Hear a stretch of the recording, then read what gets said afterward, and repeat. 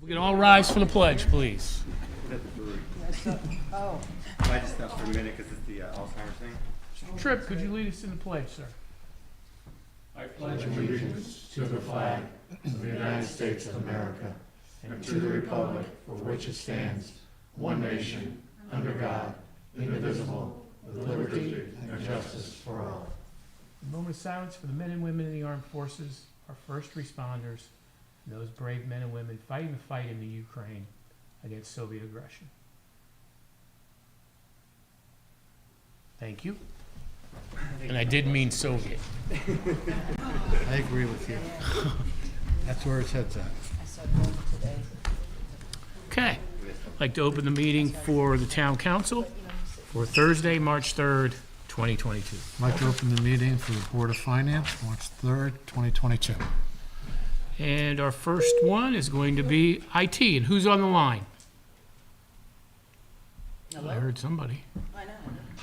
Hello, somebody on the phone? Good evening, Mayor, Thank you. Council, Board of Finance. All right, we're good. Okay. So now you got a quorum. So first is Mr. Watson with IT. Good evening. I'm also joined here, some of you may have not met me, so of course, I'm Dave, I'm the Director of IT.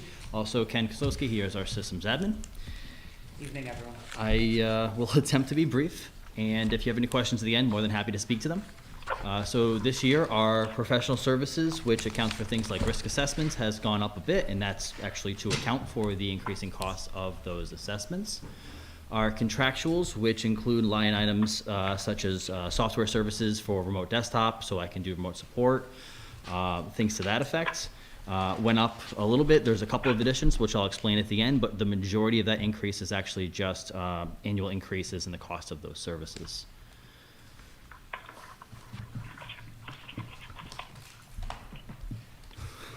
Well, I just turned this on. all right, well, I guess we'll just skip over personnel.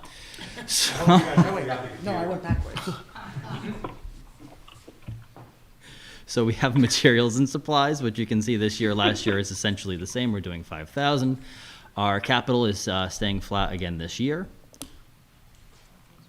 And our personnel, you can see there was a slight increase there, and that accounts for both Ken and I. So here's what I alluded to, our contractual line item changes. The mobile device support, so if an end user calls in and is having trouble with their computer, we've already been able to remote into their computer.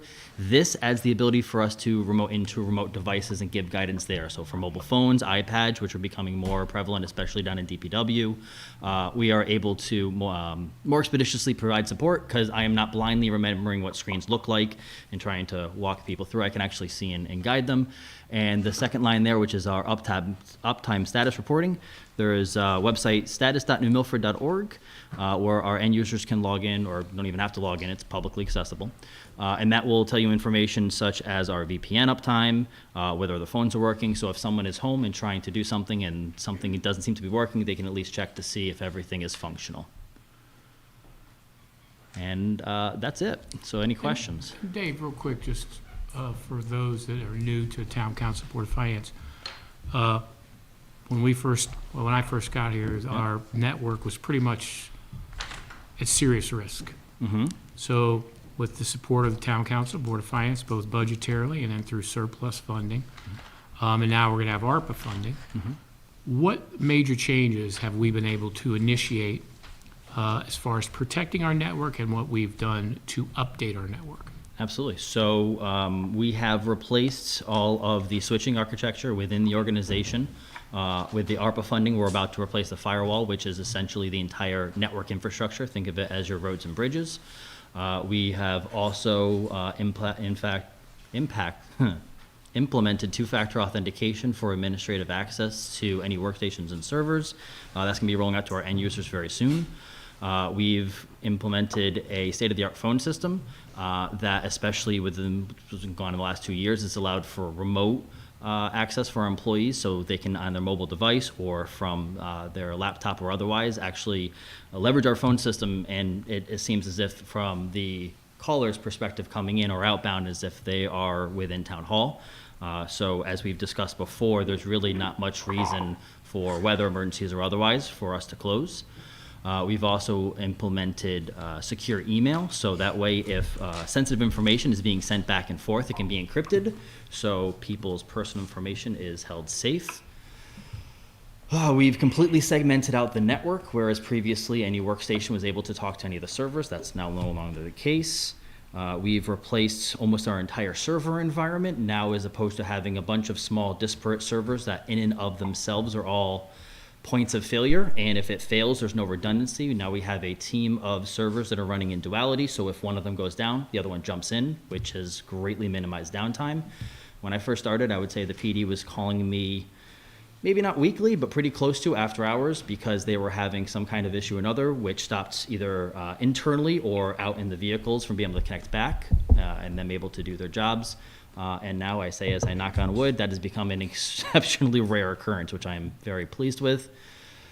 I'm probably missing something. It's been a crazy 2.5 years, but we have all but gutted the entire IT infrastructure and rebuilt it. I know, Dave, one of the things that I want to thank you and Ken about as we were looking at COVID and how long would COVID be, how long would we be shut down. We wanted to make sure as we were for our town services, we never closed. Yeah. We were one of the very few towns. We always worked through COVID.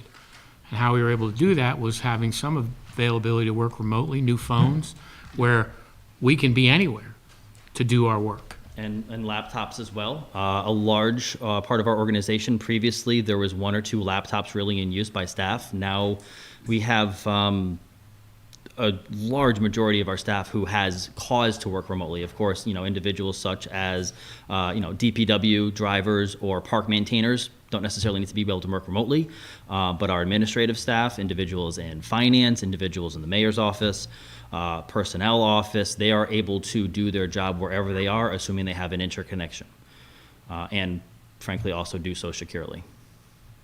Any questions for Dave? Sir. Why are you Mike? not doing capital improvement? Are you all set, or? So a lot of the capital improvement that we're looking to do has been affected by ARPA funding, including we're replacing the wireless in our buildings, which we've discussed, as well because they are in desperate need of being upgraded, and also our firewalls, which is the border defense. It's the moat around your castle.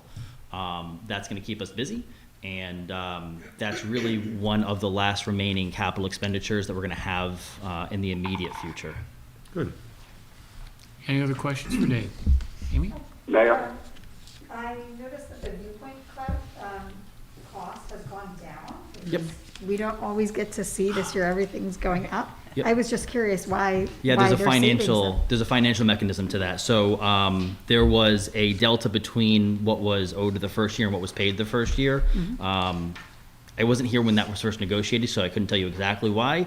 But the second year, which is what you were seeing there, was paying what was not paid the initial year of the rollout. It may have been prorated or otherwise, I'm not certain, but that has now dropped off. Got And it. that's why, and this is, unless they increase their rates, this is what I would expect it to stay otherwise flat at. Okay, I have 2 more questions. Of course. Pro services, what kinds of things would that include? So professional services, that includes us engaging MSPs. So if we have something that is outside of the scope of expertise, we're a 2-person team. I'd like to think that I know a lot, but I know that I don't know everything. So we are able to leverage outside parties to assist us where they have that professional knowledge. And that also goes to our risk assessments, which assess both from the outside and from the inside any vulnerabilities we might have and provide us guidance for remediation. Okay, super, thank you. I think there's a Any other question on the phone. questions? Yes. David, Sir. Tom Esposito, how are you? Well, sir. Question, do you collaborate with the school's IT department at all? And the basis of this question is something disturbing that was brought to light on that evening that we had a hearing by my colleague, Councilman Brinkowitz. They seem to have been explaining to us that they're quite exposed, and I know it made a lot of people very nervous to hear that, because all of our children's personal information, as well as the staff, teachers, and everybody else, really scared many of us if it was exposed. Do you collaborate with them? Is it something that you could help them build a moat around their information, like you have successfully done with the towns in the last few years? That's kind of my question. So during my tenure, there have been 3 individuals, I believe, in that role. Each of them I have collaborated with to an extent and ever increasing as we progress through. I can say that we've had conversations, including cybersecurity. We are actively in the process of wrapping up a RFP for managed print services for the organization. That doesn't necessarily speak to security, but I will say that the buying power leveraged by combining is certainly a benefit to the municipality. From both sides of the equation, we were able to provide insights that the other may or may not have had, so that was certainly advantageous. We have had conversations regarding cybersecurity since July of last year on a number of topics. You'll have to forgive me for not getting into specifics, but with that said, Okay. I have frequently and with genuine intention told them that anytime I am able to be of service, I'm more than happy to do so. The conversations that I've had with the incoming director of IT for the Board of Education gives me a significant level of confidence that we're in good hands. That is very relieving after what I heard the other night. And, you know, I also believe, and I've said this for many years, probably 12 of the last 13, that I thought IT was always something that we could help collaborate on and maybe join together, you know, obviously making provisions for the student population and what the schools need and the town needs. But I always thought it was a place that we could help combine and become more productive and help protect our information. Thank you, David. You're doing a fabulous job. I'm very pleased to see what I hear, what I'm hearing from you, and keep up the great work. Thank you, sir. Mr. Tripp? I noticed the internet service is up over $6,000, 175%. Is that something we should expect in the coming years, that service is going to increase like that? So that is because there were some services that were previously being paid out of another element of our budget that have been migrated into my line item. That includes 2 charter pipes that we have been leveraging through the pandemic. One of them for the mayor's office to do his broadcast that was implemented early on during the pandemic. Those were with a level of frequency, and those were both to make sure that his broadcasts were solid and also that it was not impacting the rest of the organization when he was doing so. And the other one was for the purposes of the youth agency, when we had children who were no longer in school but needed daycare or still doing remote learning. Same answer. You want to make sure that they're well served. However, you also additionally want to make sure that you're not impacting the organization. The other connectivity that we currently have has a burst ability to 200 meg, which in a vacuum might not sound like really, you might not understand necessarily what that means, but I can tell you that if we were to add what we would have otherwise, our municipality would have been slowed down. But we are actually looking at ways to migrate to a different level of connectivity, and I believe our costs may actually decrease because of that, but I'm not currently in a position to cement that answer for you just now. Thank you. Of course. Any other questions for Dave? Okay. Thank you, Dave. Thank you, Good everyone. job. Thanks, Dave and Ken. With the Thank you, David. with the permission of the town council, and then also Walter, with you and the Board of Finance, instead of doing sewer commission, who I don't think is here right now, if we could move up the Park and Rec Commission. No problem. Let me go read. Okay? Any objections? Let Dan run, stay around for the whole time. We'll wait to the end. Okay. Guys, come on up.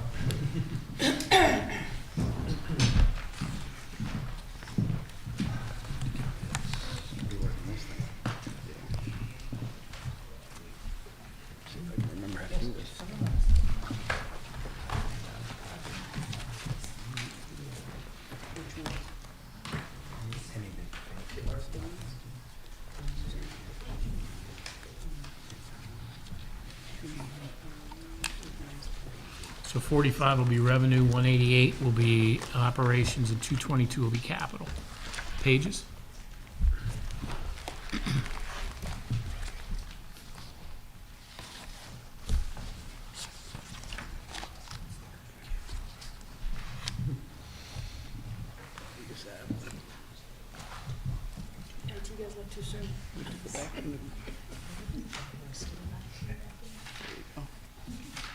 Maybe we'll have to call Dave back in.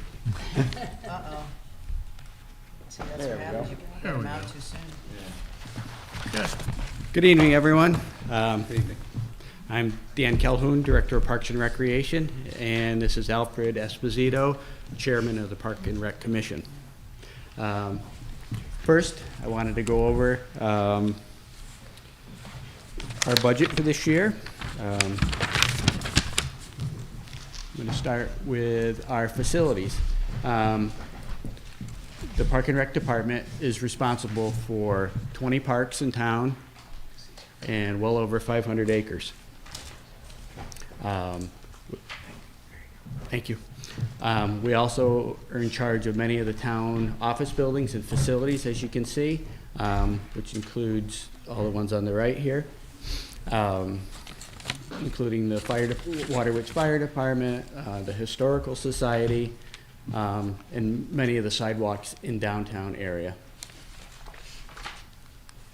As you can see, due to our new program and events director, we're offering many more programs than we've done in the past. As you can see over to the right, all the special events that we're going to be doing this year and have done in the past.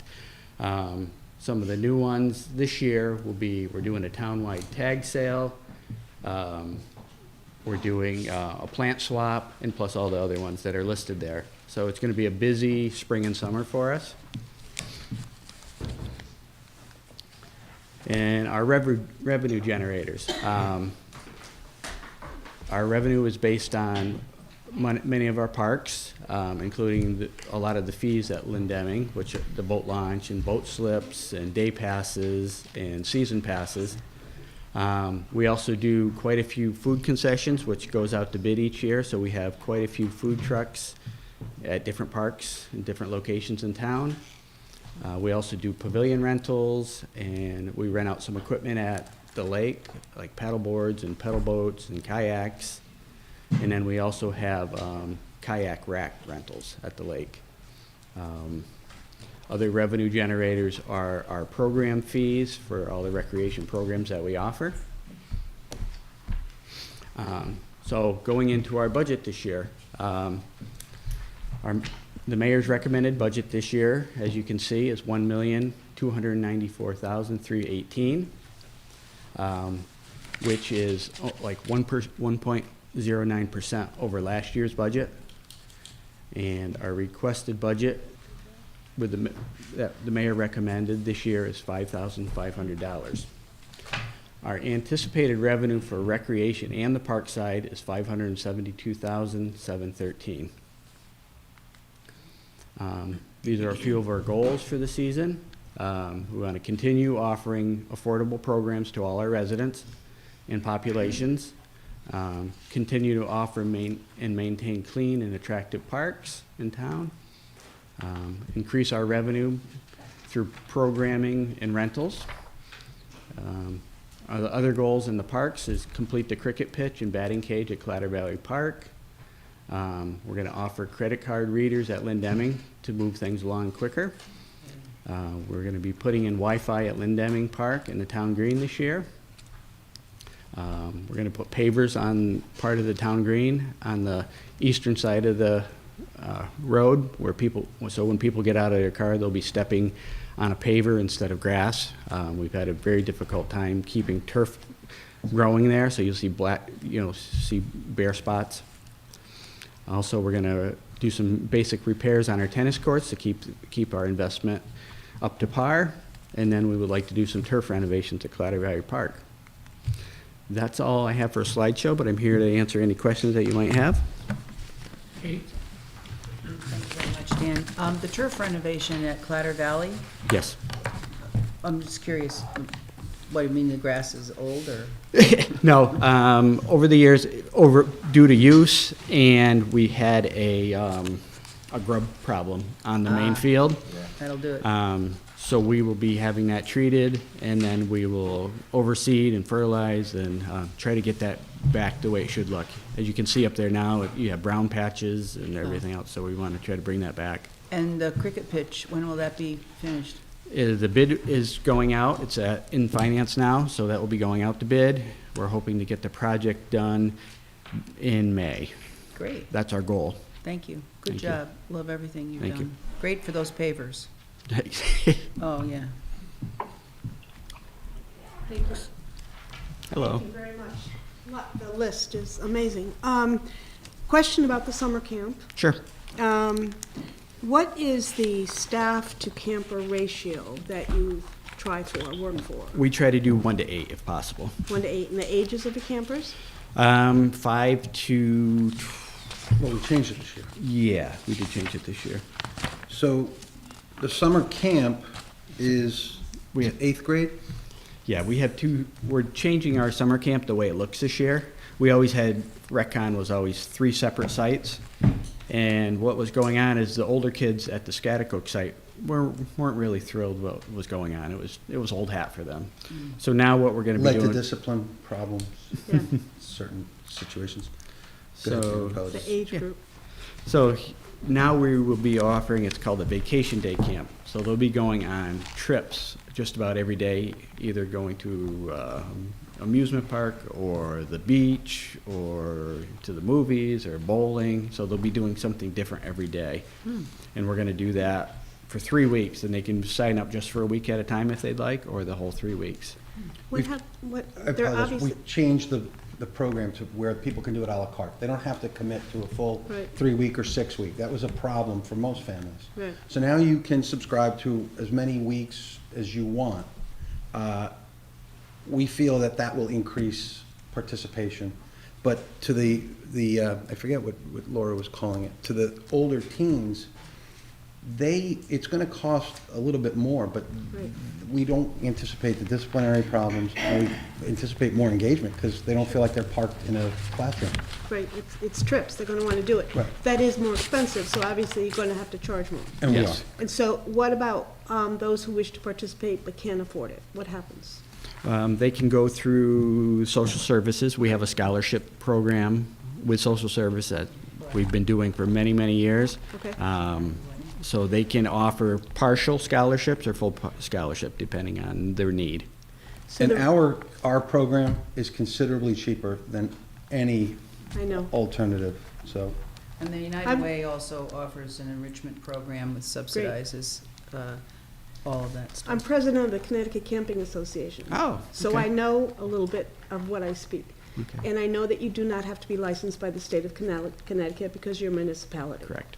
So you said 1 to 8. Is that for all ages, or is it a different ratio for the trip group, for example, or? Yeah, the ratio will probably be a little better than that for that, because we're gonna be going on trips, and there'll be smaller numbers of kids with more Okay. staff, yeah. Okay, because the state has recommendations, and I saw that the mayor was recommending a reduction in the number of counselors, right? So I was just concerned about, are you going to be losing campers because you can't serve them, because, No, we won't be. That was more for the old style camp, the RecCon camp. That's where those numbers were cut from. okay, But there was no cuts made to the actual vacation day camp. That's brand new this year, and no staff was, okay. everything we That asked for. recommendation was made to me by Laura Murphy, who is the events director, as they're Right. reconfiguring the whole plan with youth. I went with her recommendation because that's her job. So I went Great, with her. I'm just asking, Yep, because that's all it what I wanted- says. Yep, that's why I wanted No to- idea. so I where wanted to you see explain the it to you, cut- to the council, and to the people watching tonight. That's right, We've, That's that cut, where you see the payroll cut, we've reduced the amount of children because we're taking the teens out of the mix. So we had the same amount of counselors when they were in the mix originally, and then the mayor and Laura refigured where, the disbursement of the campers. great, And so the counselors were not needed for Right. 200 potential campers. great. A program redesign obviously that makes perfect sense to me. I just didn't know Great, what was going on. Oh, thank you. Okay, that's great. Thank you very much. thank you. Thank you. I have Diane? a question to kind of follow on with that. My daughter happens to run a travel camp Okay. in the summer in New Jersey, Oh, and they have trouble with transportation. So tell us what your transportation needs are and how you're going to handle that. Yep, well, we are looking at possibly teaming up with maybe another department in town. They have small vans, or maybe purchasing our own van eventually. Oh. Plus, we'll be using, like, the school buses. We could rent the small school buses on bigger trips if we know, depending on the numbers of kids that register for those programs. Right, because I know that there are certain requirements. You have to have certain licenses in Yes. order to drive those vans and Yes. or those buses, and so that's where a lot of the issues Yeah. happen. Yep, we're gonna be looking into public service licenses this year for staff that may be driving and getting them Right. certified for that. Okay, right, thank you. Thank you. Barbara? I saw that one of your activities is the townwide tag sale. Yes. Is this the first year that you're gonna be having that? First year, we're gonna give it a shot this year. Do you have a tentative date for that, or weekend? It's gonna be this spring. I'll have to look at the dates, but it will be advertised, and we're gonna have 2 different ways to do it. You can either, if you don't have a large yard or you don't wanna do it at your house, you can bring a table and set up a table down at Pettibone outside in the parking lot, or you can register to have a tag sale at your house, and then we'll put a map out on the internet where you can look at it and go to all the different houses. Similar to And the then- Christmas lights and we put a map up so you can go. Do people typically kick in for the cost of the map, or? There'll be a small fee if you wanna do the tag sale, and then all the money will go towards advertising and that type of thing. The map is really just a Google map that we put addresses into, and you can locate it on your Oh, I on your see. phone. 'Cause, I've gone to a couple of other towns, and they charge like a very minimal fee for people to get listed on the map, but it's actually drawn out with like hand-drawn, so Yeah. there's no addresses there, it's just pictures, and you can follow the little tag sale trail. But Yeah. they pitch in for the cost of the map, and then every sale you go to has a stack of those maps that you can. Oh, good. If you don't have one, so that you know where you are or where you go. Oh, good. That's great, thank you. That's gonna be exciting. Yeah, It will. I'm looking forward to it. Thank you. Any other questions for Dan? As the town green is beloved and precious to many, is there gonna be like a drawing of that plan for the? Yeah, we're still in the design phases. Okay, so we We're can gonna have put to that figure out. out that. It's- We're exploring every option, Okay. pavers, impermeable grass. We have a lot of volunteers on this, Park and Rec, but we have DPW, we have a couple landscapers, and we've had already one meeting. We're gonna do an on-site meeting and try and find the least obvious fix for it, but it may very well come down to actual pavers, but we're trying to explore every option so it's as visible as possible. Thank you. Different subject. Okay, We had a lot of discussion about free passes for seniors. yes. Did you think about that anymore as you were preparing your income, your revenue numbers? We No, discussed it and deliberated it and voted on it in December. It was unanimous. Okay, We sold over 1,000 passes last year. Seniors purchased 301, 45 asked for free passes. We have looked at this since it was instituted very carefully. We are constantly going back and forth weighing it. But we come back to the same answer. Lynn Deming and Addis Park, which that's the only parks you need a pass for, cost and take far more work and funds to maintain. And we feel that the users of the park should bear a little bit more of the cost than the average taxpayer who will never go to those parks. And I've had, just as many seniors approach me and say, I'd love a free pass, but I understand it, and I'm willing to do my part to contribute to the cost to maintain such a beautiful location. And at the end of the day, our board, our commission, unanimously sees that's what's best for all the taxpayers of the town. So we don't take it lightly. It's a very serious issue to us. But at the end of the day, we're unanimous in our feeling this is fair.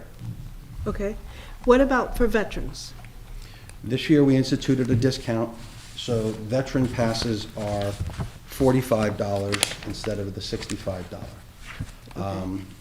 We're giving them a substantial discount, probably larger than most other veteran discounts you'll find at other venues and areas that offer veteran discounts, just as our senior discount is substantially less, or more, rather than a senior discount anywhere else you would go. So how would these folks find out that they may be eligible for these opportunities? Because they So the may discounts choose are not to. automatic. You don't, we offer you, when you come in to take your For test. the veterans, Veteran Automatic. is posted right there. okay. Are you a veteran? And they know, because I wonder if they think that's too steep and then they don't even try. How do they know to even try for a disc, you know what I'm Well, saying? you don't have, if you're a veteran, you don't have to ask, it's not a discount that we grant, that's the price. So they'd have to So identify. I it's mean, posted? It will Yeah, be. it It's will brand be. new this It year. will be, so Yeah, it will be it'll be posted. on a sign. Okay. Yeah. I mean, they may have chosen not to participate because they didn't know they could get it for less, Right, is and what I'm it's, saying. it's in our fees that we Okay, publish great. and put online, and it will be noticeable. Great, Yeah. And this is the first year we've done that, so this Great. is a brand new thing. So we'll be getting the word out for that. thank you very much. And Alfred, if the veteran is a senior, which many of our veterans are, and they can't afford a it, they twofer. just ask and they don't have to pay anything. Correct. Correct. We have never turned anyone away That's right. who has a need to want to use the parks. I know. But the parks cost a lot to maintain. Yep. And as I said, those who use them pay a little bit more because they get the benefit of the park, as opposed to, we have 26,000 people in this town or more. A couple thousand passes get sold. So the users pick up a little bit more of the expense than the non-users, let's say. Any other questions? Thanks, Dan. Thanks. you, everybody. Thank you. Thanks Have a for great evening. Thank keeping you. us looking good. Thank you, guys. Great Thank job. you. guys. And then, Thank if you. it's okay, I see Center Cemetery's here. So we could Yeah. ask that you come up real quick for Center Cemetery. Yes.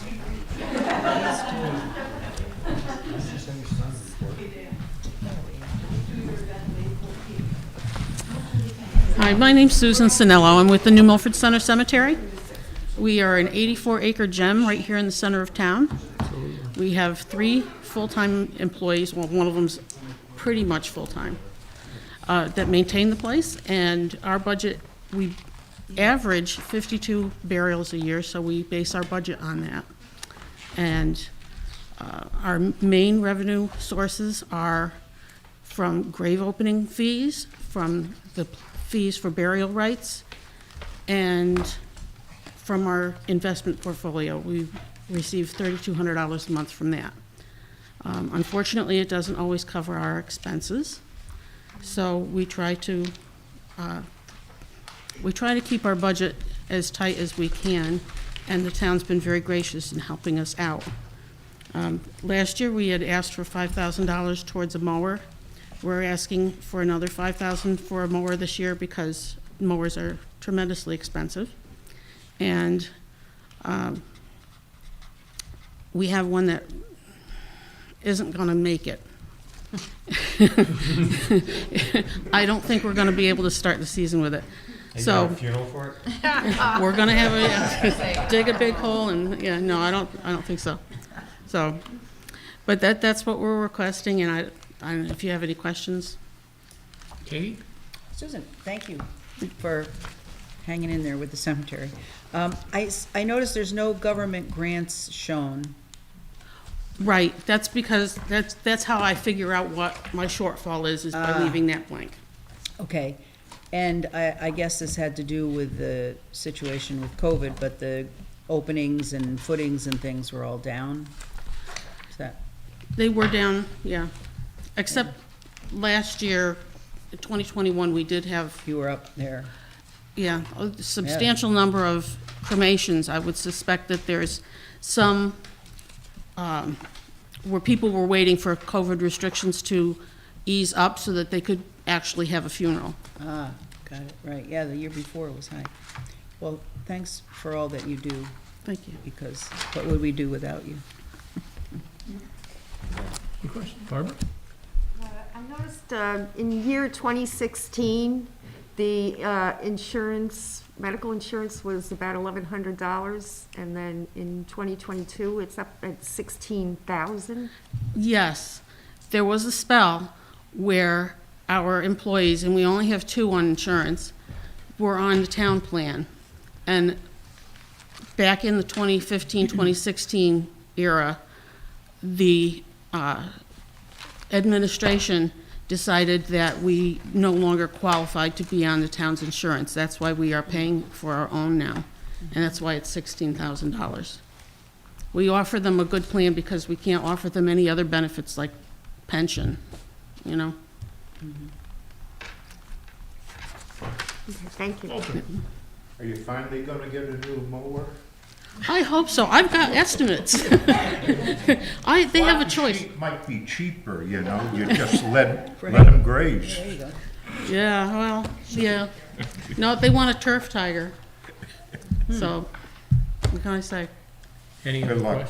questions for Susan? Susan, what'd you say it was Thank you. called? A turf what? Turf Turf tiger. Turf tiger. Okay. Please thank everybody for all their hard work down there. Yeah. And it's beautiful, and I love the collaboration that you had with the Daughters of the American Revolution with the Yes, new. they did some beautiful gardening down there around the Beautiful flagpole. down there. Absolutely. Thank you. Thank you. Thank you.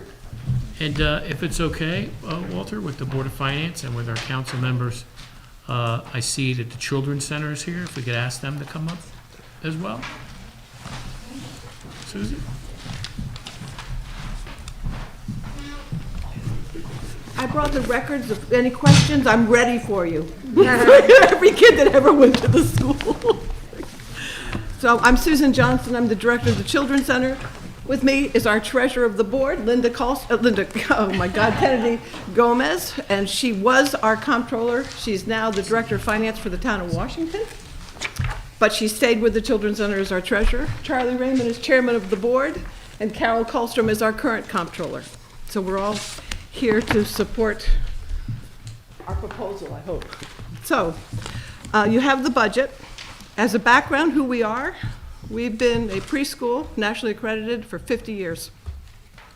We have only 4 programs: an infant program, a toddler program, a preschool program, and a before and after school program. Susan, if I might, I hate to interrupt. That's okay. For the new members of both the Town Council and Board of Finance, it's been 50 years, right? But the town had asked. That's later in my Okay, presentation. sorry. I'll keep You my think- mouth. do you I'll think keep I'd my mouth shut then, okay. You think sorry. I'd skip that? Never mind. Because Okay. well, you'll see. Okay, got you. Thank you. But I was following all the other presentations. They do an overview, and then they go to the mission, and then they do history.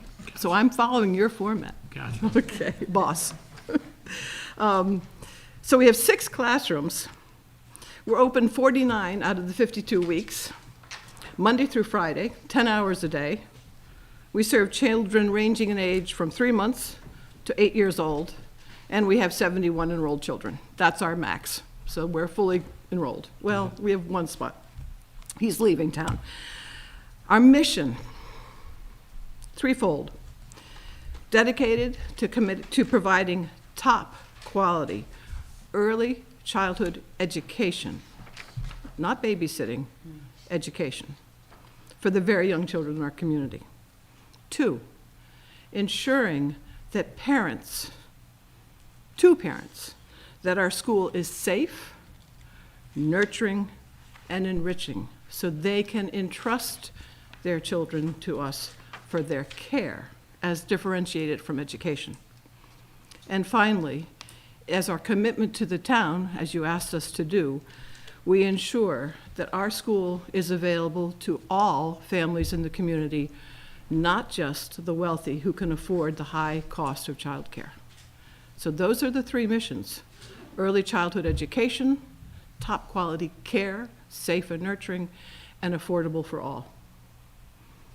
We have 14 full-time staff that are teachers and 2 part-time teachers, 2 full-time administrative staff, myself and an operations manager, 1 part-timer, our controller, and 1 chef full-time. The relationship between the school and the town started around 1968. This town created a committee to write a community development action plan. What vision they had. They had 200 people in the community come together from every walk, businesses and nonprofits and education and arts. Everybody was involved, and they created this document called the CDAP, the Community Development Action Plan. The goal of it was to envision the future. how did you plan today so that New Milford would be vibrant and viable and attracting the right people? So there were several things that they recommended, and astonishingly, I'm going to name a few of them because they didn't exist. They wanted a senior center. They wanted a social service department. They wanted a youth agency. They're all here. They've been presenting to you. And they realized the need for an all-day, year-round childcare center, or childcare. They recognized that women were going to work. There wasn't any in the town. There were half-day nursery school programs, but they were not year-round, and they never were full-day. The town had vision in that sense. The Children's Center had just begun its opening up. We were the first in the town to be an all-day childcare center, year-round, all day. And the mayor came to us as this plan was proposed and said, would the Children's Center be our delegate agent? And would you offer the childcare services that we need? But if you do it, will you make sure that you make it available to the low and the moderate income families so we really meet the need of the whole town? And the town promised that we'll make it financially viable for you. We understand, said the town to our school, low and moderate income families can't afford the real cost of childcare. Even then, back 50 years ago. So our director said, sure, we'll do it. Our director at that time was my mother, Barbara Hamlin. Thank you, Katie, I saw the smile. PhD in early childhood development. I worked there. I left the field and went to New York to work in finance because I couldn't make money in childcare. I've come back because this is where my heart is. And Pete's here. So what the heck. So we said we would take on that role. But the idea of the town having to make up the full financial difference between the low and income families that were going to enroll didn't sit well with my mother. And she had heard there was a state grant being talked about. So they researched it, she and her team, and they studied it, they wrote it, they secured it, they got a grant for what was called the sliding fee scale. And instead of the town absorbing 40% of our budget, we've had the sliding fee scale grant for 50 years. It's a bear. The paperwork is horrific. The time-consuming qualities of it are beyond belief. The strings that were attached to it, you had to have a food program, you had to have pension plans, you had to have, what did we have to, we had to have a social service worker. The strings just went on and on and on. So it was very expensive. However, it brought in and still brings in $325,000 a year to the school, about a third of our budget. That made the town's support was maybe 15% of our budget, and we've maintained it for 50 years. So it hasn't been too expensive as a partnership for the town. So we became the subcontractor. Interestingly, in our budget, I compare all nonprofit budgets to our budget, our staff is 87% of our budget. It's all about the staff. It's all about the staffing. And the staffing is all about the state licensing regulations, the ratios, 4-to-1 for babies, 10-to-1, for, yeah, you know them from the camp days. Then the state grant requirements, you gotta be NIAC accredited. Anybody know what National Association for the Education of Young Children requires? BAs, every one of your head teachers. I mean, the requirements. And then you have the NIAC standards. They're endless. But we did it. So we're lean by industry standards in that our 87% of the budget going to staff, only 17% of it is for us, the administration. It's all about the kids. And we're a nonprofit. Nothing goes outside. It doesn't fill anybody's pocket. It's the kids. Lovely part. Charlie, you were going to make a few comments at this point. I've made one that I'm nonprofit, by the way. I just want to say, 50 years that this organization has been going, and it really, you have to take some credit, a lot of credit, the foresight, when you consider the population in Milford back in 1968 was probably about 8,000 or 9,000 people. We're triple that, beyond that. More cows than people. More, yeah, I know. When I was teaching, the kids would come in smelling like the farms, But anyway, but the world has changed, in those 50 years substantially. Single family, parent families are a thing of yesteryear. Now the wives are working, the adults are working, and they need a place to put their children and it's not babysitting. That's what we're about. We're not babysitting, and the number of people over the years, 4,000 kids have gone through this program, and the evidence shows that kids who have preschool education have a leg up on society. And New Milford has been at the forefront. I mean, you guys are way ahead of the curve compared to other institutions and towns around the state, around the country. This is a premier operation here. You've got the gold standard right here. We had the state director of early childhood Commissioner of the Office Commissioner. of She Early showed up Childhood. today and was dumbfounded what she saw. She said it was just absolutely astounded, calling this place an outstanding example, excellent in every way, the kind of place she would like to take other people to show this is what it ought to be. And this town had the foresight and continues to have the foresight to support it. So I don't want to beat it to death, but thank you for what you've done and what you continue to do.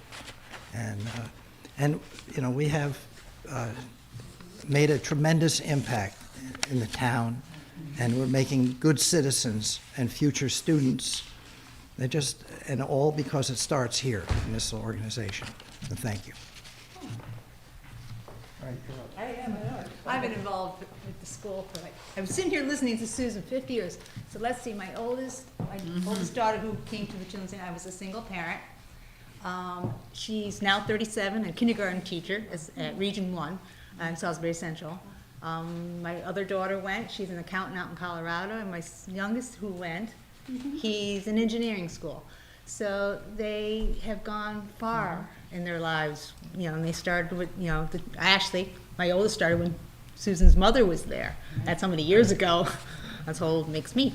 But I was sitting here thinking 32 years, and after, between, let's see, Megan, my second daughter, and my youngest, I came to start working with the Children's Center. And I was there, many years, 25 years before I took the job up in Washington. But even looking at it that way too, I was a single mother, had to find work, had to, support my children, got a job, they helped me raise my children, and then I got a job with them, still helped me raise my children, and now I'm a finance director of a town. My life started with them, many years ago, and I'm like kind of one of their great stories, I guess. But I still stick with them. I'm the treasurer. I love being part of this. I do the fundraising, and we have to do a lot of fundraising to get where we have to be. We're having a gala. Yeah. So the gala's coming up, May 14th, put it on your calendar. We're doing a masquerade ball. Get rid of all the bad masks. Put the ones from the nose up. We're gonna have a little fun with it this year. We are a children's center. We gotta have some fun, so. Thank you. But anyway. I always leave you with one story before we close out our comments. Carol's going to pass out something that is the story. So we have a security system. We got rid of the pen and paper sign-in. Amy, remember the sign-in? It's gone. We're not disinfecting the pens. I have a security system which has I can see in my desk all the cameras. I can see who's approaching the school. And this woman approaches the door near my office, a tall woman, don't know her. She's got somebody short with her, don't know her. They buzz, "Can I help you?" I say. And the tall woman says, "Hi, Miss Susan. I have to come in and say hi."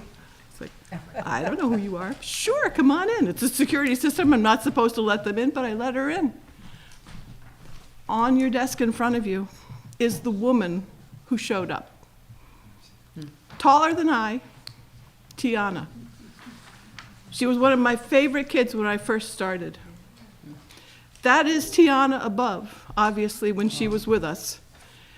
And when, excuse me, when older Tiana came, she walked into my office, and in the bottom picture, she's going like this. She's pointing to the picture she gave me the day she left. Oh, you still had it up there. still up there. So maybe we had 4,000 kids come through the school. We never let them go. Thank you all for your partnership. What an extraordinary time we've had together. These kids are flying. Kate? Susan and Linda, Charlie. Carol. Thank you. I mean, I know how much you do. And I want to remind you of what was really an epic time for the Children's Center. It started out to be a bad time, but out of it came a couple of epic nights. And that was when you had many of your graduates come as, older teens, young adults, and talk about how their life was changed by being there as a child. And then there were the parents that came with their children, and they filled this room, they filled the hall, the Down the stairs, stairs. all the way around in favor of helping, here to help the Children's Center through a time of a little bit of strife we had here. And I knew you did a good job, but until I heard all those young men and women come forward and say they remembered so many of the great things that happened when they were 4 years old or 5 years old, and the way they spoke so eloquently, I thought, it's just like you said, Linda, about your kids. It's really a springboard to, and Bill Quinnell, who's not here tonight, he has another tearjerker of a story, I have to say. But it's just really the proof in the pudding. And Beth Katie, was good to come and see, and you should be proud of that. The woman in this picture, 17 years old, junior in high school. She came back because she had to move to Florida. She had a death in the family in New York, so they came back to New York State, and she told her mom, who was the shorter person that was with her, no way we're getting this close that I'm not going to stop at the Children's Center and say hi to Miss Susan. Isn't that great? And she said, I am taking tons of extracurricular activities. I have hundreds of AP, well, I exaggerate, a lot of AP courses. I've been president of the class. I'm a junior, and I just got accepted into college.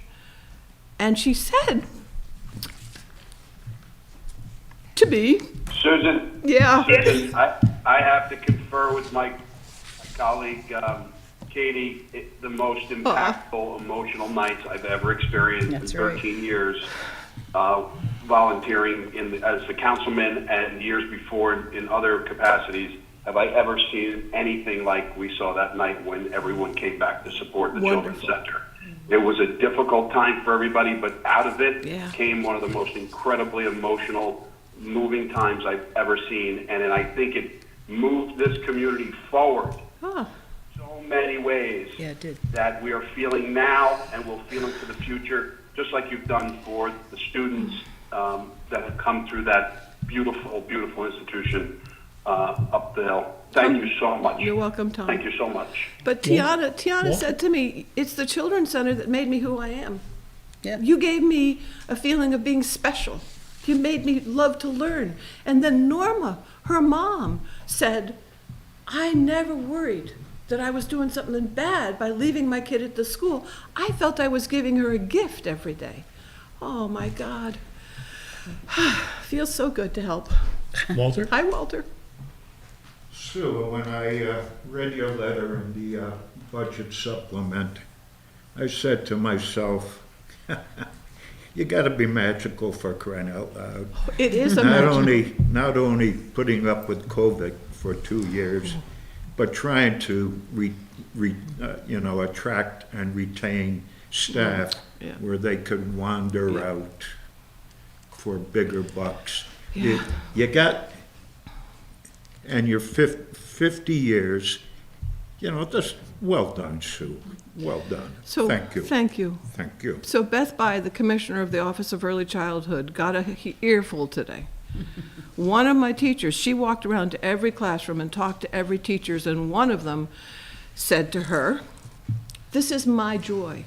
I love this school. This school is my home. I will be here forever. I've been in the business 12 years. I have a bachelor's degree in early childhood, and I will never leave. But Beth By, she said to her, she did, the teacher, every day when I get up, I do a battle because I know what I'm paid at the Children's Center.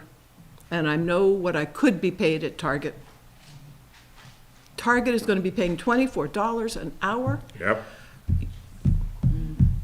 and every day I let the money burn because I go, because I love what I do. Why are we being punished? We have been left behind in our field. Everybody else is making money, getting raises. We're still paid $14, $15, $16 an hour. A master's degree with 10 years, 20 years experience being paid $17 an hour. I don't understand. Sue, that's not bad. Old man story. When I started to teach school in 1970, my first year's salary was $5,700 a dollar. Yeah. But let me tell you, insurance, medical benefits, Yep. that was worth big bucks. That's true. Totally That's true. paid for. So, But it's the town. You know, it's not the children's center. It's the town. We're full of people that are community-oriented, that care and give and volunteer. And this place is amazing. It is the best town. I just love it. but what gravitates them is the children. It's the kids. Yeah. Boy, it's the kids. And they are magical. Come visit us. We're just up the hill on Aspetuck Avenue. Carol Colstrom. I'm the newcomer. I've only been there about 2.5 years, and we weathered COVID together. Nobody else was in the building. We were both there, and I think we bonded over that. But to give you some background, my mother-in-law was one of the first teachers with her mother. So it's kind of so cool. I keep thinking my mother-in-law is going to walk the halls and tell me I'm doing something wrong. But also my daughter went there 25 years ago, and the classroom, her classroom is the office that I work in today. So it's kind of I don't know, it's so surreal feeling, and I love what I do, and I love the people around me, and thank you so much. Thank you. Any other questions for Susan or for anyone? Board members, people that, Just thank you. employees and Thank former you. employees? Thank you. So lastly, Susan. Thank you, Walter. So lastly, Thank you Susan. so much, Susan. Yeah. Thank you, Tom. So lastly, Susan, as a town, we want to thank you. Yeah. And I know your mom would be proud. Oh, God help us. Absolutely. She just died, 98. And, you know, one of the things that kids are pretty honest, right? Oh, yeah. With everything. And one of the things when I came up there and visited was watching the kids when they were with their mom or their dad. They just left them, especially the young ones, came running right into the school. And that just says volumes about how you help those young kids and families, and the success stories that we've seen. So I can't thank you enough. It's our pleasure. And let's not forget the fantastic lunches and snacks. For the new members of the town council, we're not just a school, we Oh have my a chef. And her meals, Tiana, who came back, said, you know, I want to say, Susan, that I remember all the teachers, but what I remember is the chicken broccoli penne and garlic sauce. Right. She still makes that. My kids used to be the mac and cheese. Can you make it? James used to be, when they were there, James was the chef that, if anybody remembers James when he was there. Can you make it like him, Mom? So this is your last night. You're almost done with the whole process. Thank you all. Thank you. Thank you. And next up, our Arts Commission. Thank you.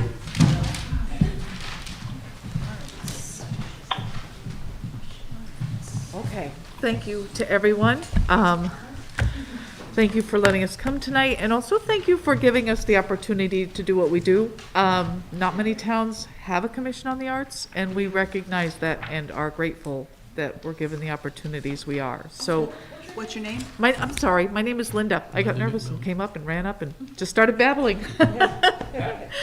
I work in a school all day long. You'd think I'd be past that. But anyway, we do recognize that it's an unusual and special thing that New Milford offers, and we just want to always let you guys know that we are incredibly grateful for all of it. We try to make the arts accessible to everybody. With few exceptions, our programs are free because we feel it's that important to give back. The programs we give money towards are also mainly free. So again, so anything we support has mostly all that. COVID hit us a little bit. A lot of things got canceled. But what we found is that although the usual sources of what they wanted funding for were kind of canceled, we had other opportunities to support the arts. We supported the film Candlewood Trails. We helped fund their, I forget the name of it, but it's a film to show to prospective supporters, financial supporters. So we were able to help them get that trailer made. We also supported the Riverfest, which came back this year. Happy. The Art Walk came back this year. We were able to do the summer concerts this year. So a lot of great things happened. They were amazing. Yeah, they were. We had some great bands this year. Sure did. We're in the process now of deciding that for this summer, and we're going through. We had a lot of feedback from local people. One person suggested to me that at the concert that we really should auction off the bandstand for a special person to get into the bandstand and enjoy the concert from the bandstand, which I thought was funny because usually that particular concert they didn't set up on the bandstand, and those people just, they had their pizza up there and they were loving it. Oh, yeah. That's So a it good was idea. fun. It is a good idea. I know, right? Just, it was vantage point, everything was wonderful for them. And we were able to still donate to some of the people and support some of the people we normally do. The Merwinsville Hotel, their shows were canceled, but we were able to help them fund more of their places where they have the art shows so that was in better condition to present their art shows. We supported the New Milford Barn Quilt Art Trail. Of course, we worked with Gallery 25, and we still maintained our presence in the local arts organizations to keep our name out there, both in the Danbury one and in the Litchfield County one that serves 24 towns. So that was exciting. We couldn't, like the 4th of July concert, we normally fund that through the Chamber of Commerce. We weren't able to do that this year, but plan to. All these things we weren't able to do, we are planning on jumping right back into. Unfortunately, this year, the Carol Sing, we were so excited for it. The weather got us. So, next year. And we'll figure out, we're actually planning on next year having a rain date for it so that we can do it proper.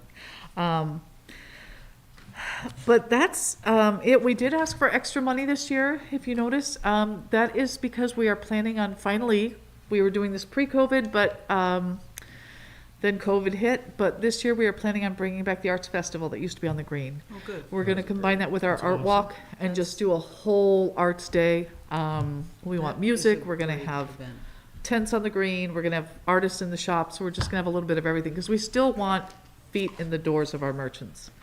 So that we figure that way, if we have the map of the Art Walk still, that brings them into the shops, then they're not just all staying up on the Green where the tents are. That was an excellent event. I miss Yeah. having it. We were gonna change it. It was competing with a huge event in Torrington Yeah. that the Northwest Arts Council has been doing for years. So that's why we decided to kind of bring them all to the beginning of the summer. So right now we're looking at dates in June and early July instead of Excellent. the end of the summer. Excellent. So, are there any questions? I don't want to take up too much of your time. I know this is the last night, and it looks like I'm the last person. So by now, you guys have to have that exhaustion. Just, You're right. I kind of figured, yeah. Any questions for Linda? Just thank you. Thank you, Linda, Thank you very much. very much. Again, we Thank you to the can't tell commission. you how much we appreciate the support and the kindness. Excellent. Thank you Thank so you, much. Linda. Thank you. Pete, are we gonna talk about the other ones? Oh, yeah. Oh, yeah. Next, we'll go to the Sewer Commission, page 247.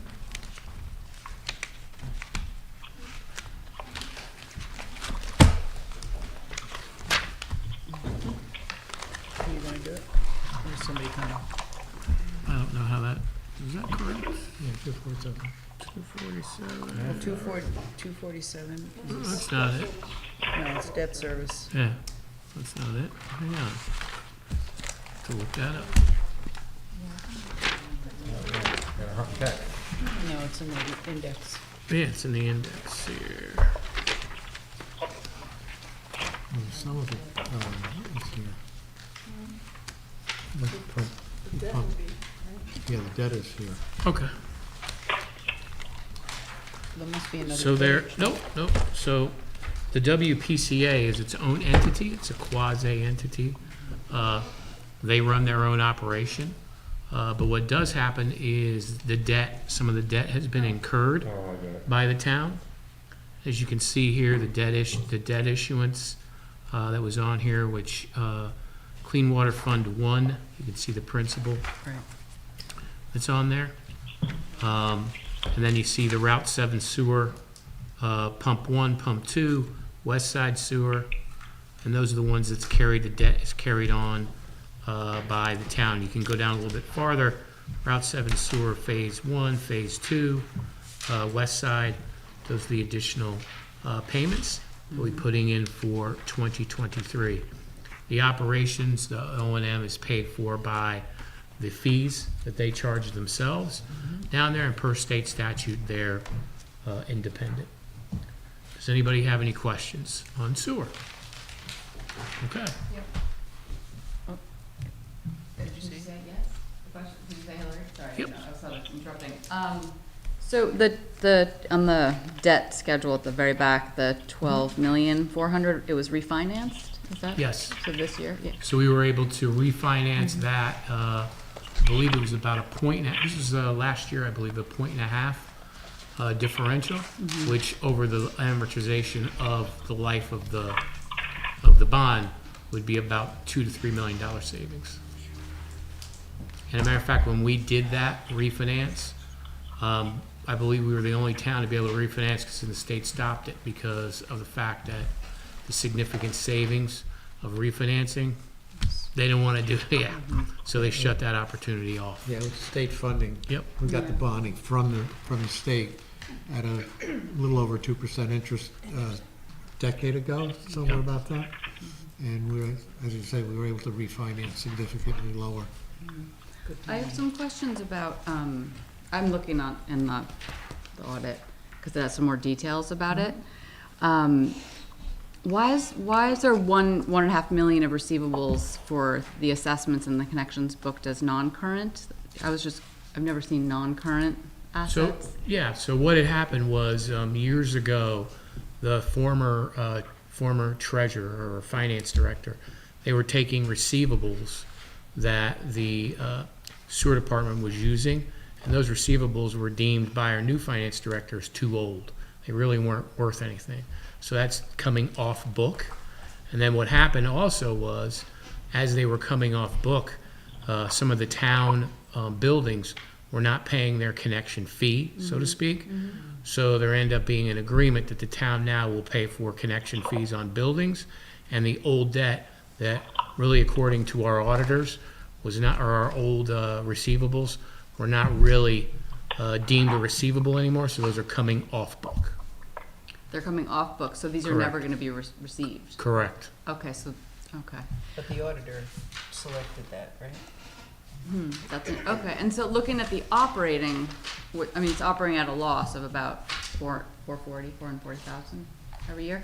Okay, so then where does the transfer come in from? Is that It'll from the actually, general fund? it's actually going to be more than $400,000 because the town subsidizes to the tune of about $1,500,000 a year Yeah. for the bond payment for the sewer plant expansion.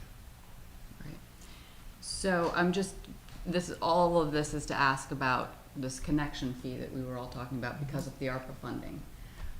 Could you just walk me through the concept Absolutely. of why there was a connection fee, and has it been discussed that maybe that there shouldn't be one to get more people, to bring in more revenue? I'm just Hillary, great, Okay. great questions. Okay. And starting off is when they presented, at that time it was, I'm trying to remember, it was Mr. Johnson, I'm trying to remember who else was co-chair, Mr. Heaton of the sewer, the WPCA. And at that particular time, the state of Connecticut Deep came in and said that our sewer plant was not performing as it should. And we were going to get heavily fined because of the output into the river. So we needed to upgrade. So at that particular time, our economy was growing, and they thought they wanted to expand capacity. So at that time, we were at 1 million gallons. They wanted to go to 2 million gallons. So they ended up building a plant for 2 million gallons. Now, their thought was, instead of having the whole town pay for the sewer plant, which affects everybody, right? Without a sewer plant, we have no downtown, we have no Route 7, we have no economic development, nothing. So they decided that they wanted at that time to have the sewer people, right? Sewer users, thank you, pay for that. Now, it's unsustainable. So by having the sewer users pay for these, the fees have become exorbitant. I'll give you an example. Not going to name the actual business, but I will say we have a new business that will be opening up, retail establishment, maybe 12 or 13 chairs within this establishment. And the sewer connection fee, they're already connected, by the way, would be $5,700. That's one. We had a company that was here, New Milford Laundry, that had about 70 jobs, and they actually moved out of New Milford. The reason being the connection fee was just egregious. So, kind of circling back, that has caused an impediment for businesses to want to come into New Milford. I've even had some businesses say, Pete, I'd like to come into New Milford. Find me a spot outside the sewer district because it's too costly. And we want people to connect for all sorts of reasons. Why? To help with the flow, because we're at 30% capacity, and also for health and safety, right? We'd rather have it go into the sewer to be processed than put into a septic or wherever. So the goal with the ARPA funding is, currently, as I'm kind of jumping all around Hillary, and I apologize, currently right now the town subsidizes the loan payment that we make each and every year. So as you can see, right? So the differential, as I said, could be anywhere from $1.2 million to $1.7 million every year. So right now, what does that money go to? It goes to a payment, but we're not getting any return on the investment for it. Right, but so what percentage of hookups are, so we have of operating revenues, we've got 3 million, 3,000,001, but so what percentage is hooked up? I mean, how many the need to hookup be hooked fees- up to bring in the, So last year, the hookup fees were only $74,000. right, That's so it. if we eliminate hookup fees, are more people like residences, businesses gonna So, start contributing and that revenue is gonna increase by? so the goal by using the ARPA funds for 2 years while we can figure out how to do this, because it's gonna have to go through ordinances, because there's an ordinance here we have in the town side. It's gonna have to go through the sewer commission, is to create the moratorium for 2 years. So that we can see a track record of growth, because people will definitely be connecting. And it's not gonna hurt the town financially, because the same cash flow that we're getting on a per average, we're able to cover over 2 years with the ARPA funding. In that respect, it helps us ramp up and then show the council and the public that because of this, we were able to grow and get people onto the sewer district. When was the sewer expansion? I'm 2011? I don't know off the top of my Oh, it head. was before that? Well, Yeah. regardless, my business is not hooked up, and we're on the line because of the hookup fee. It's just, Right, but- we but- refuse. I'm And on Southern New residences Milford. too. This is only commercial. This the is only ARPA's for business. Only commercial. But why not residences as well? Because the residents have the opportunity, like with other funding, to go in and apply if they have a need for that. Okay. And it's not as much. It's not No. a crazy amount. There's also the aspect of it that an underused facility is not a good thing for the, the actual mechanical operation of the facility. So we've been underutilizing it. It's at 30%. Actually, it's Yeah. I'm gonna speaking to Mr. Whitman, our chairman, it's actually gone down a little bit, because when people do home renovations and they put in new toilets, put in new things, the water is actually, they're saving water on top of that. So that even lessens the amount, exactly, the flow. Yeah, right. And the other thing we tried doing is getting in other people bring sewage out of town, and it was the sludge Yeah. was messing up the thing, so we couldn't do that to increase capacity because it was just People weren't. Well, it's bringing just the- Well, no, they weren't so- bringing the right stuff, so. yeah. Pete, Walter? Does that are answer? they your- still accepting septic tank outflow, and is it just restricted to New Milford, or is it? No, so they've expanded it out into different areas. They have different zones, but it's nowhere near what they used to do.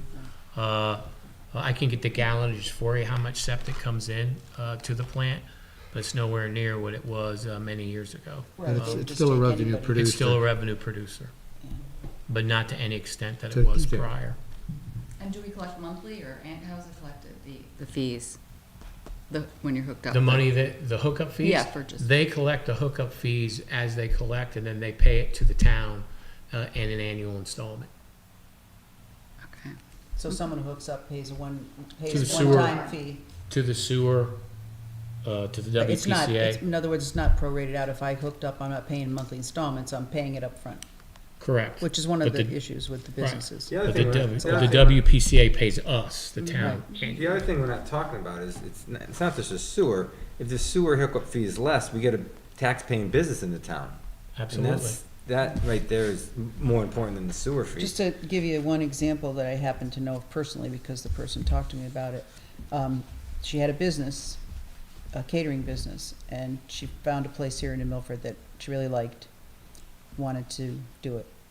It was gonna be $36,000 because it would involve food, not that she was necessarily, cooking chicken, fried chicken and stuff, but $36,000 for the grease trap. And I know another person who also had to do that, right here in this room. Right here. And so, that's a lot to, when you consider how long's it gonna take you to make that up? Whatever it is you're selling, you gotta sell a lot of it. So, we lost, luckily Diane's here, but we lost a business of, something that we could have used in town. That's just a little story. Yeah, we do want to commercially grow the grand list. That Absolutely. helps Yeah. all the taxpayers, So the this 2 residential years is a good taxpayers. time to use ARPA and see what happens. Right. Any other questions? So with this whole thing in mind, can we be kept apprised of the progress? Absolutely. Because I think this is gonna be really interesting to watch. Absolutely. Right? For everybody to. We can have the WCA come and. I'll make sure we'll get you the numbers as this Yeah. rolls out, kind of the Yeah. success stories and how things are going, absolutely. Idea. Any other questions on sewer? Okay.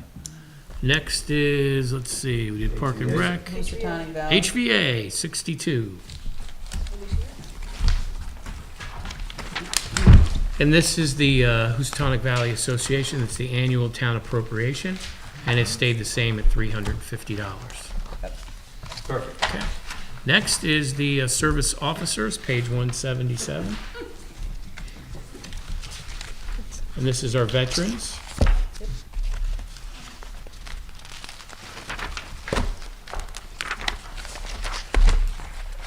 And as you can see, when you break it out, they have funds for both the American Legion and the VFW. And then they have for the graves that we honor our fallen, both from Ezra Woods, the American Legion, and the VFW. They did have a little bit of an increase, and as you can see, it's $100 for the gravestones, and about, looks like $270 for the personnel, and that was $200 for Ezra Woods, and about $170, is it for the American Legion, or for the VFW? No, VFW's the same. It's about $70 for the American Legion. Does anybody have any questions as far as the service officers? Okay. Next, we'll go over to the nonprofits, 182. And we continue to have the same amount as contributions as we had last year. And those are, nonprofits can apply for a contribution that's approved by the nonprofit committee. And it's $25,000, the same as we did over the last few years. Diane? When will those be decided? After the budget's passed. Those get decided I know after that. budget. Yeah. Okay. The applications Will that are all be, in. will that be publicized or? Absolutely. Oh, yeah, Made of public? course, Okay. yeah. All right, thank you. Just so, for people that are new, with this particular application, there are some things, because it is part of the budget, that they can't be providing a service that we already have in the town. We don't want to duplicate things that we have. But they show all of the paperwork that any other nonprofit, registered nonprofit would have to show. Yeah, all the federal filings, 501c, 990 returns for a year or so to get an idea of where their other cash comes from, their contributions come from, and their expenses. So, and, you know, what they do with it. I have a question. What's the timing for submissions and how, what are the amounts, or is there a maximum amount that the nonprofits can request? So they can apply on December 1st, and then it's the nonprofit subcommittee that looks at the amount of money that they have, which is $25,000, and how they break it up amongst the totality of those that apply. Okay, got it. So, can we have an idea of what nonprofits might be applying? Is that something you can share to give us an Sure. idea of who you're talking about? Yeah, I can send you the list that we List? have. Or Absolutely. name one or two that come to Tell mind? you a bunch of them. Literacy volunteers on the green? Yeah. Got it. Theater Oh, Works, okay. Literacy Volunteers on the Green, Theater Works, Youth Softball, Baseball, Camilla's Cupboard, Culinary School, Robotics and Beyond. That's great, gives me an idea. Yeah, Okay, like that there. great, thank you. Any other questions? All right. Next, we'll go to Economic Development, page 202.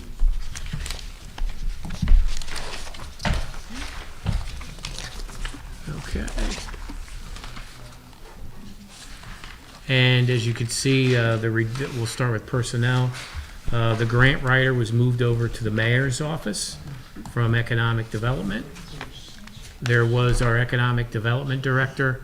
That position, we are, as we talked about here before, we are using consultants through the Economic Development Corporation, and that's what that personnel line would be for those that have different levels of experience for different things that we have. For instance, as we've seen before, Dale Krupp is an example, who's working on our health sciences cluster.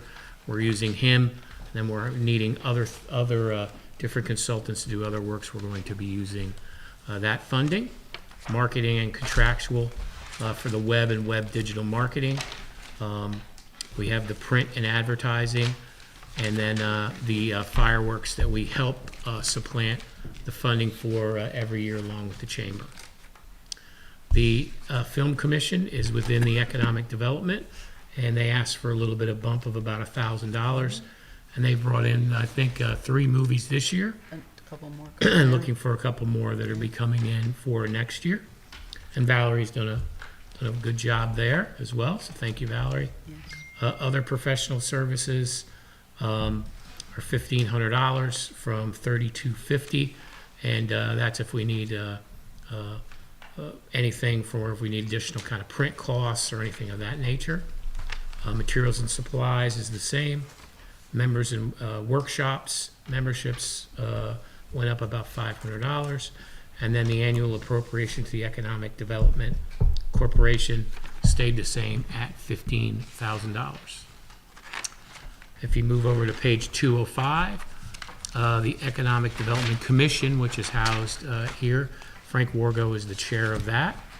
That is at $1,500 request, and that is for the secretarial services for their meetings that they do monthly. And they had, and that was basically it on economic development. Does anybody have any questions? Okay, so back in September 27 is when you kind of went to the P3 concept, okay? And all these folks you just mentioned and the work that they do, who supervises all that? Supervises the P3s? Yeah, Or- who's, well, you have consultants, who decides which consultants So you the need? consultants we do in tandem with myself and the mayor's office and the chairman of the Economic Development Corporation. Okay. As well as the chairman of the Economic Development Commission. Okay, it's hard to keep track, I know, all right, because I was going back and forth myself. Okay, so that's kind of what my question was. So, are these the kinds of things that you could share with the town council as these things come up? Absolutely. Okay, because it's good to know when that is. Absolutely. Great, okay, so, they're a large board, and how's that working out for you? The change? It's been very, very good. I mean, we've seen a lot of activity, as you've heard from our land use boards, also from not only our land use, but from our building inspector, where you can see we have a lot of vitality. We have about 17 different deals, I'm going to call them, that are in the pipeline, whether they've just been approved by zoning or are going to be breaking ground in the spring. So we've seen a lot of vitality. Now we're also looking at the planning phases of it, where we're looking at this health sciences cluster. And we're going to be looking to be doing additional planning, especially when we're looking at riverfront revitalization, using the Riverfront Revitalization Committee, as well as the Economic Development Corporation, in tandem with the mayor's office and the public at large. We're looking at the revitalization of that area. I know Diane is on that as well. So that we're going to also be using consultants in tandem with that as well. Okay. And then also we're looking at, which is important to people too, is housing and how that works. What we're looking to do with that, whether it be affordable housing, workforce housing, and also housing when we're seeing with single-family residences, that we've seen some growth that we haven't seen in years, where we have people that are migrating to New Milford from lower Fairfield County, Westchester County, and Manhattan that want to come to New Milford to make their home here. And we hear time and again, why New Milford? Because of two things that I've heard. One is the affordability here. And because of their availability to work remotely now, especially some of these jobs, anywhere from 3 to sometimes 5 days, they're able to use their home office, be able to spread out. They love the ambiance of our town, school system. And they also say overwhelmingly is we're a safe town.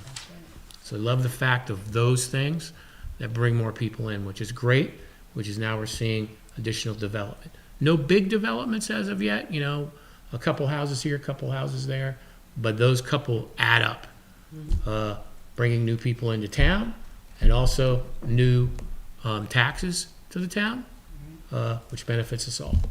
Well, I would hope it was more businesses than homes. Absolutely. Okay, By all right, far. Well, we need the yeah. homes. Well, hang on. Two homes on my little tiny street. I would prefer businesses to homes myself, but okay.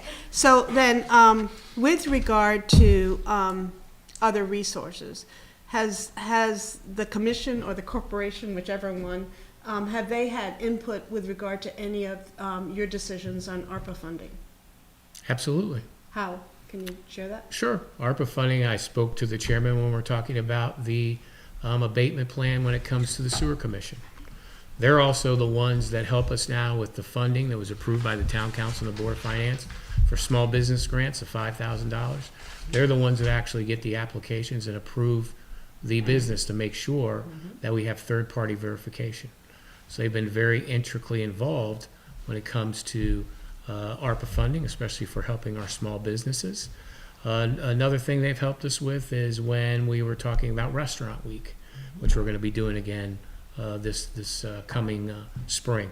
So they're involved in helping us move the town forward. So they're giving you recommendations, which then you bring to us, because they can't make decisions about the ARPA funding. Correct. Okay, okay, I'm just trying to, okay. All right, I think I'm good. But then the net increase to the budget, when you put all this together, including the grant writer who has been moved to your department, there's really a net increase of about $4,000, because if you kept the grant writer who's getting a raise in the math, I added them together and I came up with a net increase of about 4,000. So we can take them by department. So the personnel, as you said, was reduced from 155, 189.18 to 88,257, and that was mainly for the grant writer. Right. Then you look at marketing and contractual. The differential is about the $10,000 that we put in to supplant the fireworks. So there's $10,000 there. How did you pay for that before? So we got a grant the year before from New Vance, Okay. and prior to that, the previous administration started the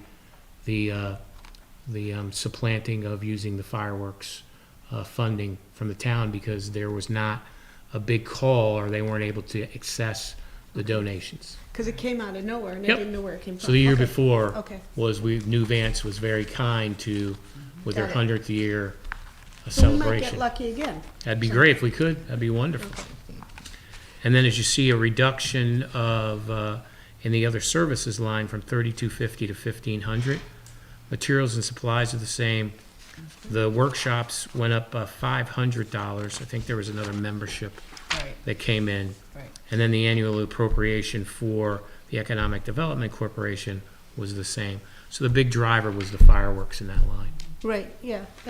By the time I finished the math, if that's what I come up with. Okay. Thank you. Any other? Hillary? I've seen P3s for, certain projects, like bridges or municipal projects, but I've never seen it sort of merge the entire economic development of a town. I don't know if there's any other, there must be, but I just don't know of them. So to me, it was a big decision to do that, So I have some concerns in that, isn't a town planner defined in our charter that we must have a town planner? We do. That'd So be it's- Laura Regan. Okay, so that's a separate than the Correct. economic development. It doesn't have to be in the economic development Does department. not. Okay. And she's part of land use, of which we merged all three of those: inland wetlands, zoning. So why she right, became a and town zoning board planner of this year appeals. also? No, she's been a town planner for 3 years. But her title officially became this year? No. No? Oh, she 3 was years. before. For Okay. 3 years. Gotcha. Thank you. And then are the board of the corporation, is that available to the public, and the minutes of the meetings? You can or- check online, you can talk to the I've the looked online, chairman. I can't find it. Talk to the chairman of the It's not a town entity. Exactly, but for It's a the 501 public to watch this very important component of our Sure. town, I think it should be available, yeah. Yeah, you're. They're always looking, well, I should say we, since I'm Yeah, on. yeah, you're We're on it. always looking for new members. We are begging for new members, Mhm. active members, because we have some that we kind of want to get rid of lately, because they're not showing up and they're hurting our quorum. Yeah, yeah. Right. So, because we need 2/3 quorum. So, anyone that has Get questions most about of what them. we're doing there, we'd love to have you. That's great. It's- Thank you. We've never said no to anybody, have we? Not that I can recall.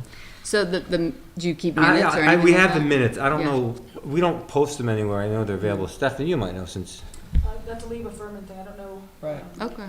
I know that there were Typically, private minutes boards don't done. post minutes. say again? Typically, private boards don't post minutes.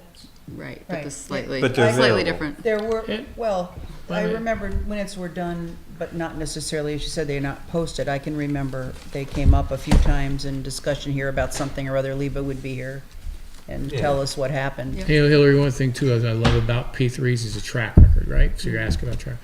We started with recycling center. So recycling center, we moved to a P3 model down there. And the success has been overwhelming. Up about 25% the last time I checked with Mr. Hanna. Expanded hours.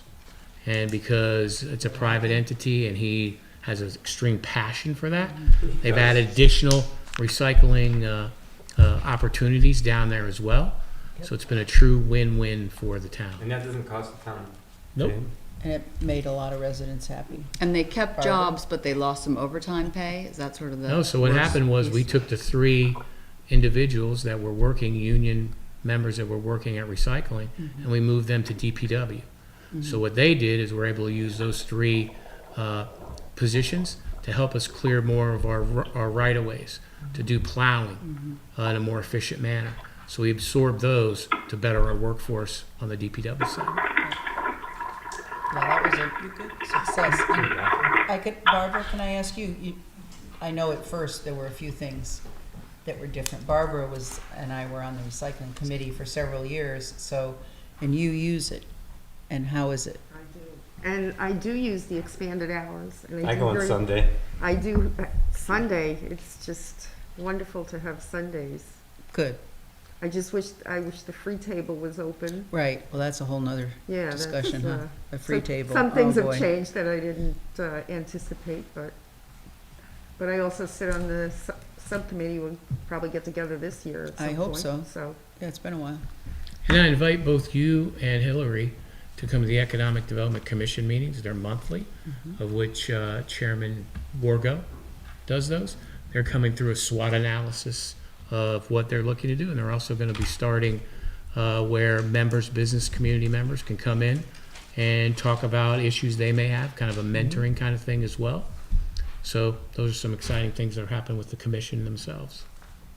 So if you don't mind, I'm coming back to this. Everything that we've been hearing about all along has somebody who's managing the money. Yep. Who's managing this? I'm managing it. That's your money? Oh, Absolutely. Okay. I'm just because, you know, a P3 frequently has somebody else doing it. You give them a fee, and then you don't hear, like they're recycling. They're handling their own thing. He gets a fee. Yeah, I understand, but Like the P3, when But we're this talking is- about this way with a consultant, we would be giving the consultant the money, Right. and then they would be performing the service. So That's- it would be, It's different, that's all. It's a little different than what I've seen before. And then you're itemizing so many parts of this, it looks like a different budget than what I've seen before with something like this. And Right. so But having a this comes consultant- out of your office, is basically decisions, expenditures are your decision.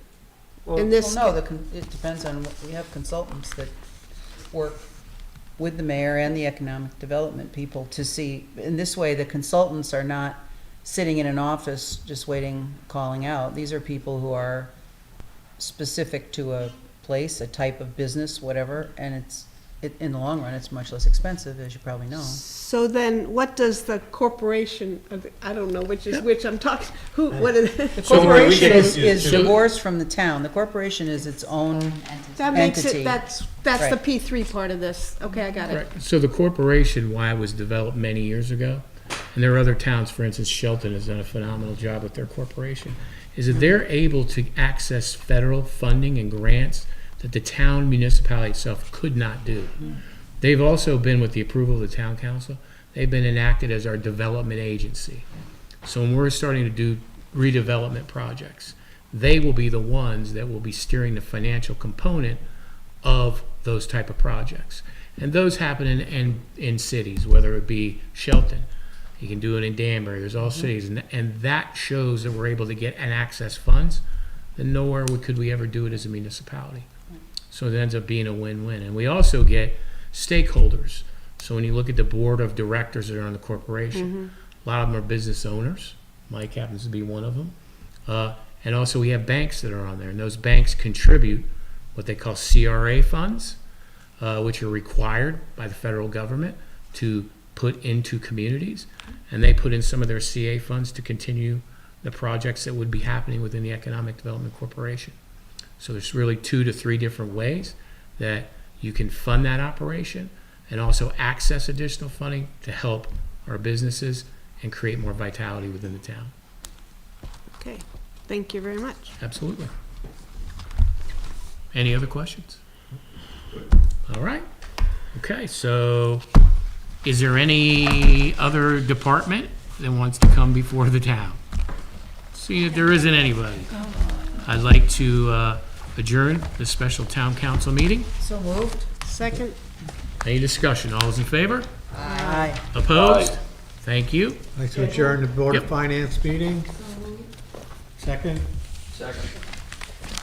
Discussion? All in favor? I'd like to We're thank, adjourned. and I'd like to thank the town council and board of finance members for helping us through this process. Many, many nights, and a couple last things. First of all, to Ms. Thomas, you'd asked about the self-sustaining funds for Sullivan Farms. I have that for Oh, you. great, thank you. We got 1, 2, 3, 4, 5, 6. Monday. And just for everyone here, Monday night, we begin the deliberations for town council, and that would be at 7 p.m. here at the E. Paul Martin Room. Right. Thank you, everybody. Thank you. You got an extra one?